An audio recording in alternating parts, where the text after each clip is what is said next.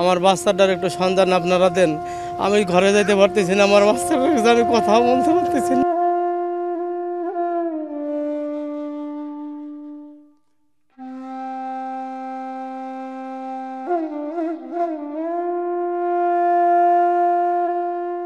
সন্তানদের খোঁজে হাসপাতালে হাসপাতালে ছুটছেন অভিভাবকরা। সারাদিন খেয়ে না খেয়ে ঘুরতেছি।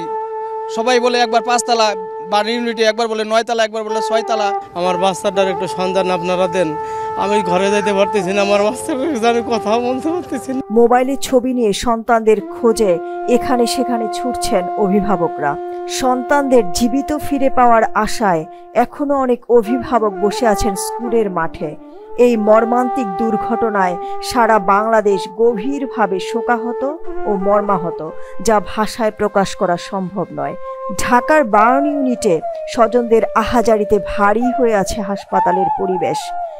স্বেচ্ছায় যারা রক্তদান করতে চান তারা ঢাকার বার্ন ইউনিট সহ ঢাকার বিভিন্ন হাসপাতালে যোগাযোগ করতে পারেন। দিলরুবা খান, দৈনিক আর নিউজ।